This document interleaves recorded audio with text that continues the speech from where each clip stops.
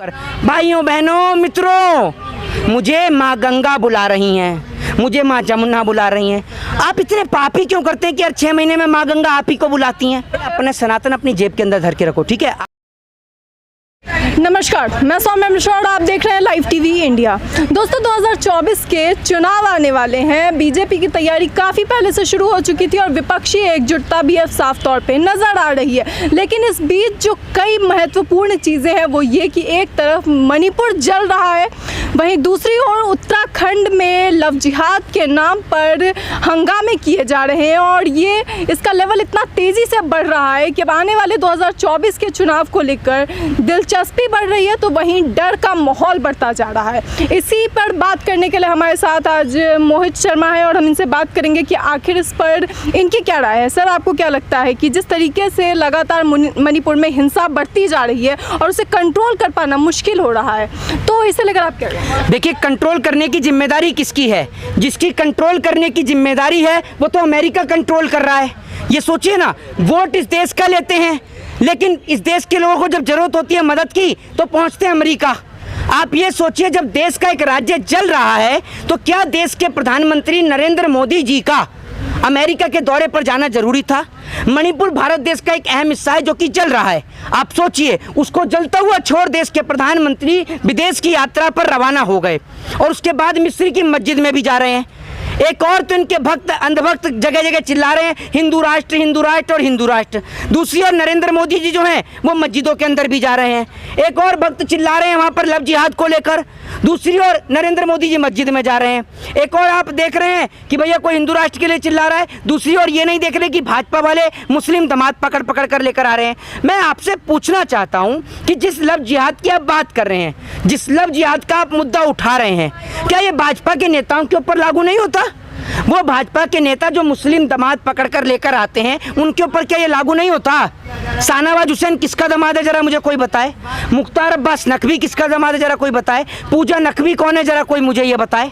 मुरली मनोहर जोशी का दामाद कौन है जरा कोई मुझे बताए? बताइए ना कौन है ये सब लोग? मगर ये तो देश की मासूम बेटियों को जिनको फंसाया जाता है उनको बचाने के लिए किया जा रहा है ना। देखिए, मैं आपको एक चीज बताता हूँ, देश की मासूम बेटियों को जिस तरीके से बीजेपी के नेता फंसा रहे हैं उनके लिए आप नहीं देखेंगी?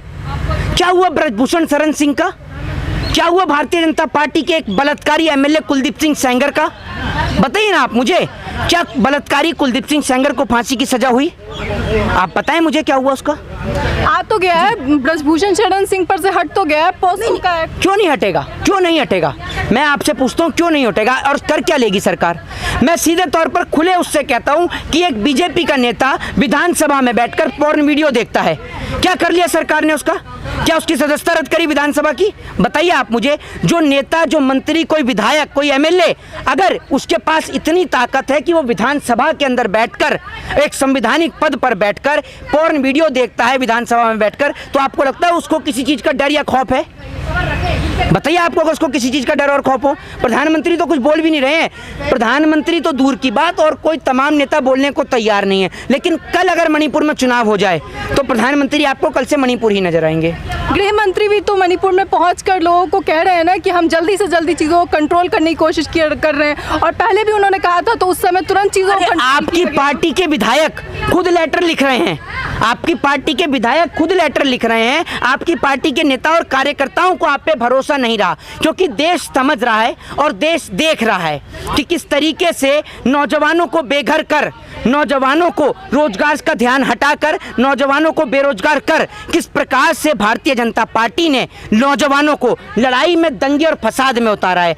आज ये जो दंगे और फसाद हो रहे हैं इसके पीछे का सबसे बड़ा कारण है अशिक्षितता का बढ़ना। जिस तरीके से एजुकेशन की समाप्ति इस देश में हो रही है और कलम की जगह नौजवान के हाथ में हथियार थमाया जा रहा है, ये साफ संकेत देता है कि देश एक बार फिर जो है गुलामी की ओर आगे बढ़ रहा है। आपका कहना है कि जबरदस्ती हिंसा को और बढ़ावा दिया जा रहा है? बिल्कुल दिया जा रहा है, हर जगह हिंसा हो रही है। कहीं ना कहीं कोई ना कोई राज्य किसी न किसी बात को लेकर लगातार जल रहा है। कहीं मणिपुर जलता है, कभी उत्तराखंड जलता है, कभी उत्तर प्रदेश जलता है, कभी पंजाब जलता है। देश का हर एक कोना जल रहा है आज। उसके पीछे जिम्मेदार कौन है जरा ये बताइए? से गंगा में आप मुसलमानों की एंट्री बैन कर दिए। देखिए, मैं आपको एक चीज बताता हूँ, आप हरिद्वार के अंदर गंगा से मुसलमानों की एंट्री बंद कर सकते हैं, क्या गंगा का पानी भी बंद कर सकते हैं पीने के लिए? पीने का पानी तो सबके यहाँ पर गंगा से, यमुना से, नदी से ही आता है। और कहीं से तो आता नहीं है।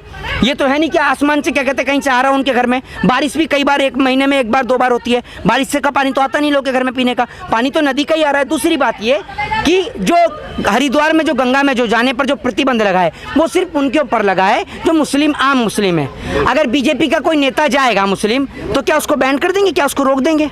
मैं पूछता हूँ। नहीं, शुद्धता बनाए रखने के लिए माँ गंगा की ये सब किया जा रहा है। देखिए मैं आपको एक चीज बताता हूँ, शुद्धता बनाए रखने के लिए जो मां गंगा को सफाई के नाम पर लाखों करोड़ों रुपए भाजपा हजम कर गई, अगर उसको लगा देती सही जगह पर तो मां गंगा अपने आप शुद्ध हो जाती। और दूसरी बात यह कि मां गंगा की आप शुद्धि की बात कर रहे हैं, हर महीने 6 महीने में नरेंद्र मोदी जी बोलते हैं खड़े होकर, भाइयों बहनों मित्रों मुझे मां गंगा बुला रही हैं, मुझे माँ जमुना बुला रही हैं।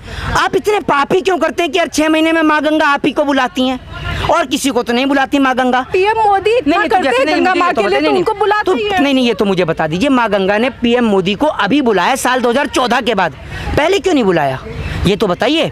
पहले इसलिए नहीं बुलाया क्योंकि साल 2014 के बाद मोदी जी के पाप बढ़ गए हैं, लोगों को लड़ाना, लोगों को झगड़ाना, लोगों को आपस में भिड़ाना, हिंदू मुसलमान के नाम पर नफरत फैलवाना, देश में बेरोजगारी को बढ़ाना, नौजवानों का ध्यान शिक्षा से हटाकर चाकू छुरी की ओर ध्यान आकर्षित कर देना, कलम से ध्यान हटका देना, एक और लोगों को हिंदू मुसलमान के नाम पर लड़ाना और दूसरी ओर पाकिस्तान जाके बिरयानी भी खाना, शेखों के हाथ भी चूमना, वहाँ मिस्र की मस्जिद में भी घूमना, यही काम है मोदी जी का। कुछ कह रहे हैं कि अगर रोक रहे मुसलमानों को क्या गलत है, मक्का में भी तो हिंदू को नहीं जाने देते। देखिए मैं आपको एक चीज़ बताता हूँ, बिल्कुल आप कहते हैं कि मक्का में मंदिर में वो क्या कहते हैं मक्का में नहीं जाने दिया जाता है तो मुसलमानों को मंदिर में जाने से रोका जाए या उनको गंगा नदी में जाने से रोका जाए। एक बात आप मुझे बताइए, ये चीज़ें लागू अगर आप करते हैं तो ये चीज़ें आप उन पर क्यों नहीं लागू करते जो भाजपा के नेता हैं? मैं आपसे एक बात पूछता हूँ, 100 बात की एक बात, अगर भाजपा के जो प्रधानमंत्री हैं नरेंद्र मोदी जी, उनके साथ भाजपा के नेता शाहनवाज हुसैन जाएंगे तो क्या उनको गंगा की नदी के दर्शन नहीं करने दिए जाएंगे? जरा बताइए आप मुझे जवाब दे दीजिए, आप मुझे करने दिए जाएंगे नहीं करने दिए जाएंगे? उन्हें बिल्कुल करने दिए जाएंगे। ये सब चीज़ें लागू हैं सिर्फ नफरत फैलाने के लिए, ठीक है?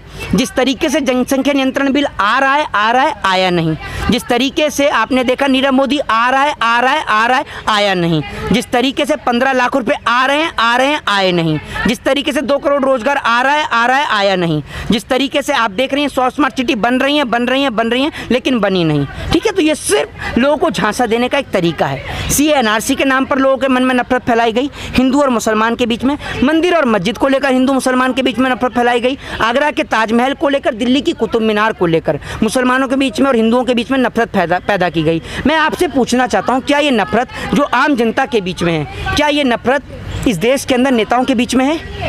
आज भी अगर शाहनवाज हुसैन जो कि बीजेपी के नेता हैं वो नरेंद्र मोदी जी के पास मिलने के लिए जाएंगे तो नरेंद्र मोदी जी के पास अगर 2 लोग मिलने जाते हैं, एक कट्टर हिंदू है, जो हिंदू है जिसे कहते हैं ना हिंदू जो है वो हिंदू मिलने के लिए जा रहा है, वो मोदी जी के गेट के बाहर 10 घंटे भी इंतजार करेगा, वो नहीं मिल पाएगा। लेकिन बीजेपी का जो मुसलमान नेता शाहनवाज हुसैन अगर वो मिलने के लिए जाएगा तो एक बारी में मिल लेगा, क्योंकि इस देश के अंदर नफरत पैदा करने का काम नेता करते हैं, नेता लोगों को लड़ाते हैं और फिर वोट बटोर कर ले जाते हैं, ये इनका काम है। रोका जा रहा है तो इसमें गलत क्या है? कहा जा रहा है कि अच्छा एक बात बताइए, जब इस्लाम धर्म में कहीं गंगा माँ के जो मान्यताएं हैं उसका कोई जिक्र ही नहीं है तो फिर क्या आप हर किसी को रोक देंगे?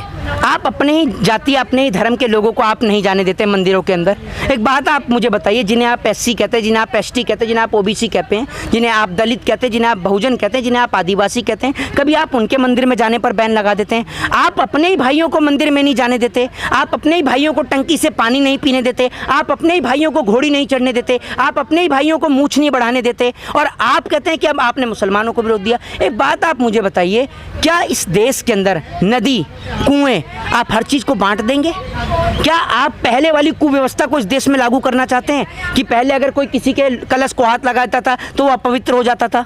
क्या वही उस व्यवस्था को लागू करना चाहते हैं? मैं आपको एक चीज़ बताता हूँ, इस देश में कोई ब्राह्मण, कोई शूद्र, कोई वैश्य, कोई क्षत्रिय नहीं है, कोई हिंदू, कोई मुस्लिम, कोई सिख, कोई ईसाई नहीं है। हम सब लोग भारतीय हैं, प्राउड टू बी इंडियन, और हम बड़े गर्व के साथ कहते हैं कि हम भारत देश में रहते हैं और भारत देश के नागरिक हैं। आदि पुरुष एक मूवी आई है, आपने देखी होगी शायद, 3rd क्लास फिल्म है। घटिया उसके जो डायलॉग्स आए हैं 5 डायलॉग्स को लेके काफ़ी ज़्यादा विवाद में रहा वो मूवी। और अभी उसे लेकर मनोज मुंतशिर का कहना है कि भगवान हनुमान वो भगवान नहीं है, वो भक्त थे राम जी के, हमने उन्हें भगवान बनाया है। अच्छा जी। अच्छा, ये उनसे ज़रा ये पूछिए हनुमान जी किसके अवतार थे।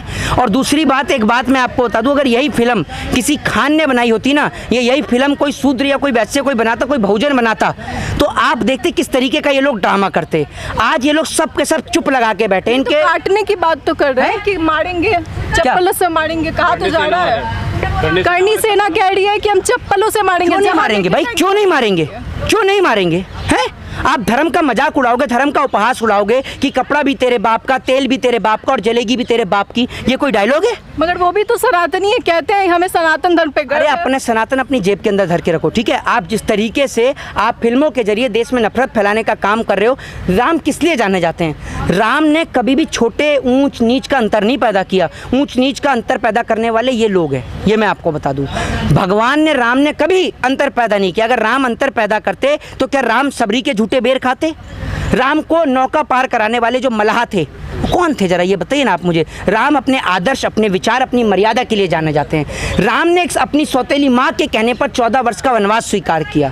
रामायण में दिखाया गया, दर्शाया गया कि किस तरीके से जब बात आपकी बहन की, आपकी बेटी की, आपकी पत्नी की, आपकी स्त्री की आती है तो आप लंका तक की यात्रा को तय करते हैं अपनी बहन बेटी के सम्मान में। रामायण में सिखाया गया। और रामायण में जिस तरीके से रावण का रोल प्रदर्शित किया गया, रावण क्या था? रावण इस सृष्टि का सबसे प्रख्यात पंडित था जिसके पास बहुत ज्ञान था, बहुत ज्ञान था। उसने राम जी से, उसको पता थी कि उसकी मृत्यु निश्चित है। धीरेन्द्र शास्त्री वाला नहीं था वो एक पढ़ा लिखा, एक बहुत साधु महात्मा, एक बहुत बड़ा ज्ञानी था जिसको पता था कि मेरी मृत्यु निश्चित है। और उसने इसलिए ये सब किया ताकि मैं समस्त राक्षस कुल का नाश करा सके और इसी के साथ साथ भगवान श्री राम के हाथों अगर उसकी मृत्यु हो तो उसको मोक्ष प्राप्त हो। सिर्फ इसी वजह से उन्होंने किया। जी, ब्राह्मण है, शुक्ला जी हैं। अरे उसे कुछ नहीं पता, समझ रहे हैं आप। और आप ये देख लीजिए, सेंसर बोर्ड का चेयरमैन है, वो भी ब्राह्मण ही है। देख लीजिए किस तरीके से धर्म का मजाक और उपहास उड़ाया जा रहा है। कुछ नहीं पता उसे, शास्त्र के बारे में पढ़ा होता तो बता दीजिए कौन सी रामायण में सब डायलॉग है जो ये लिख रखे हैं इन्होंने। तो ये करके ये सिर्फ देश की जो छवि है उसको, धर्म की छवि को खराब करने का काम कर रहे हैं। डायलॉग्स बदल दिए गए हैं, अब उसे लेकर आप क्या कहेंगे? देखिए मैं आपको एक चीज़ बताता हूँ, ये फिल्म पूरी तरीके से फ्लॉप है और इसको लोगों को देखना भी नहीं चाहिए। जय हिंद, जय भारत, वंदे मातरम। तो ये थे हमारे साथ मोहित शर्मा और हमने इनसे के साथ बातचीत की, इन्होंने अपनी राय दी। और अब इसे लेकर आपकी क्या राय है कि 2024 के इलेक्शन में क्या हो सकता है? अपनी राय कमेंट बॉक्स में ज़रूर बताएं। इस वीडियो में इतना ही, तब तक के लिए धन्यवाद।